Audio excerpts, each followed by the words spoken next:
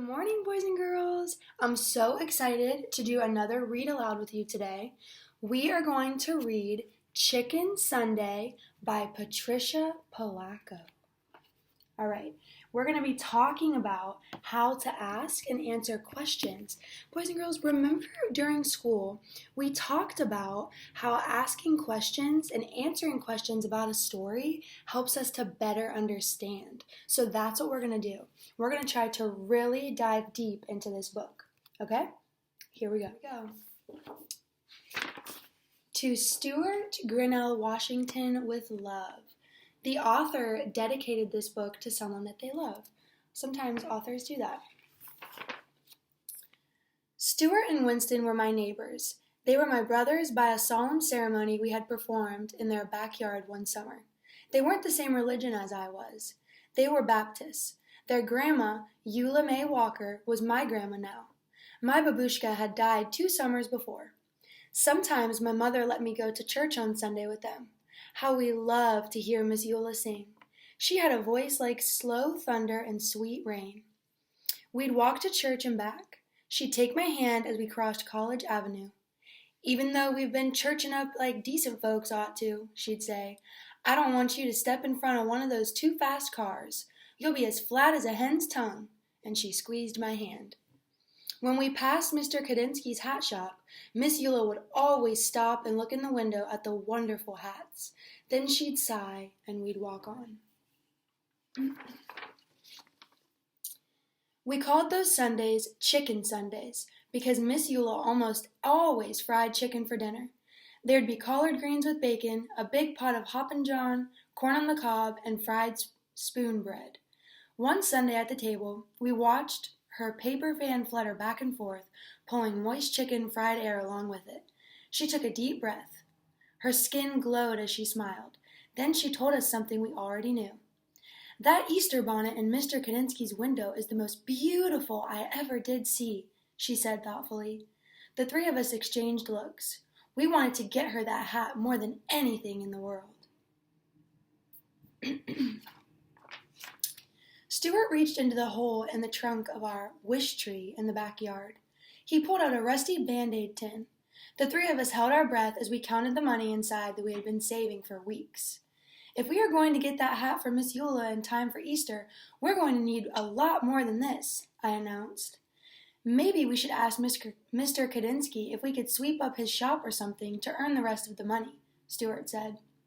I don't know, Winnie said fearfully. He's such a strange old man. He never smiles at anyone. He always looks so mean. We all agreed that it was worth a try anyway. The next day, we took a shortcut down the alley in the back of the hat shop. Bigger boys were there. They were yelling. Eggs flew past us and pelted Mr. Kadinsky's back door.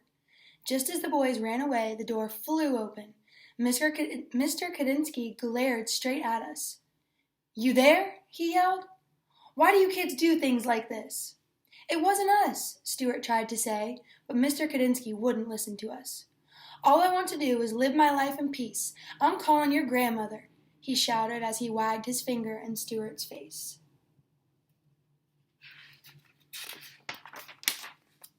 Miss Eula was waiting in her living room for us.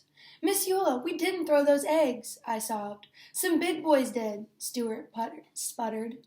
What were you doing at the back of his shop in the first place? She asked. We know that we couldn't tell her the truth, so we just stood there and cried. She looked at us for a long while. Baby dears, I want to believe you. Heaven knows that I brought you children up to always tell the truth. If you say you didn't do it, then I believe you. It is too bad, though, she went on to say. That poor old man has stuffed so much in his life. He deserves more than eggs thrown at him. You know, he thinks you threw the eggs. You'll have to show him that you're good people. You'll have to change his mind somehow.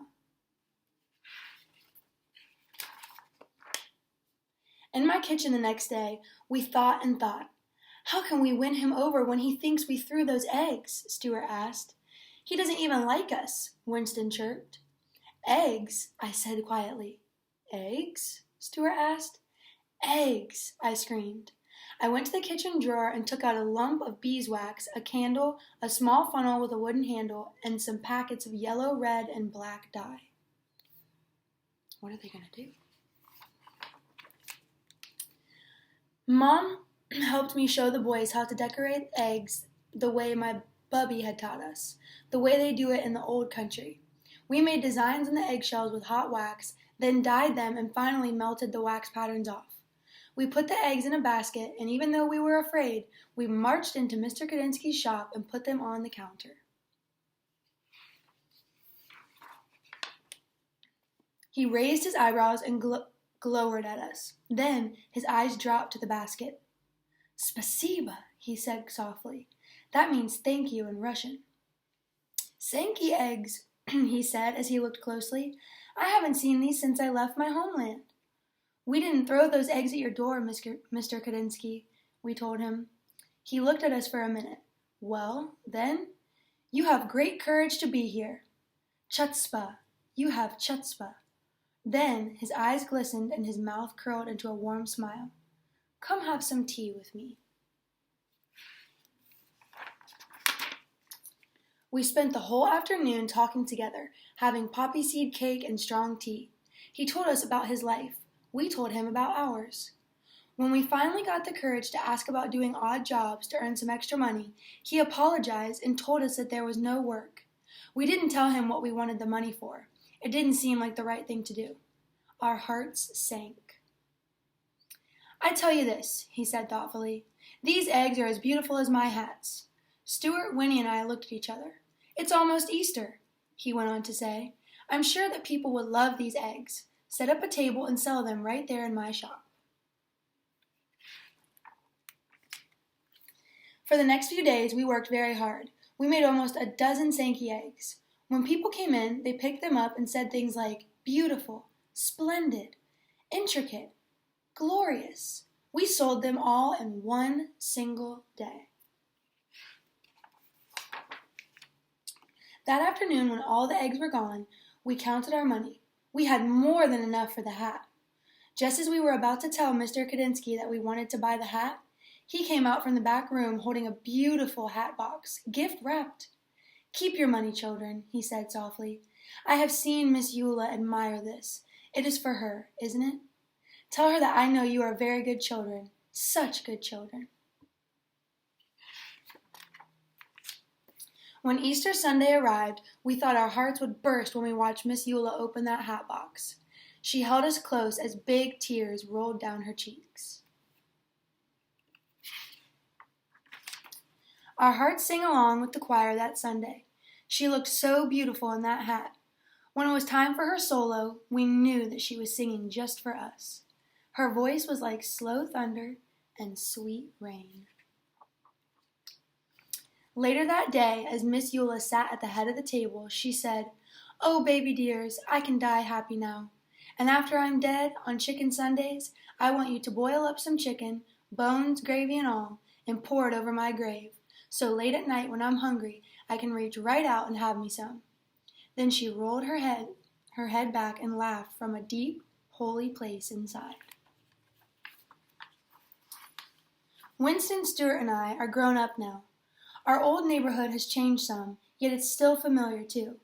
The freeway rumbles over the spot where Mr. Kadinsky's shop once stood. I think of him often in his glorious hats.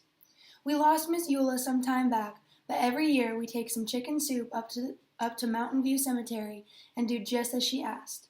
Sometimes, when we are especially quiet inside, we can hear her singing. A voice that sounds like slow thunder and sweet rain. The end. Okay, boys and girls, so now I'm going to ask a couple questions about the book Chicken Sunday. And when we ask questions about a story, what is one thing that you remember we can do to help us answer them? Think, what's one thing that we can do to help us answer questions about a story? We can go back into the story and look. You're exactly right. So, let's think about this. The children talked a lot of times in the story about how they loved Miss Eula's singing voice. What do you think her singing voice was like? Let's look. I'm going to look on the first page where it says, "She had a voice like slow thunder and sweet rain." What do you think that means? How can we describe her singing voice? What do you think that means? Very good. It probably means that she has a very beautiful singing voice. Sometimes if it's thunderstorming outside, we can sit and listen to the thunder rumble and the rain come down and hit our roof. We don't have to be scared of thunderstorms. They can be beautiful, just like Miss Eula's singing voice. In the beginning of the story, how did the children feel about Mr. Kadinsky? How did they feel about him? They were scared of him, right? And let's think about what evidence from our story can support why they are afraid of him.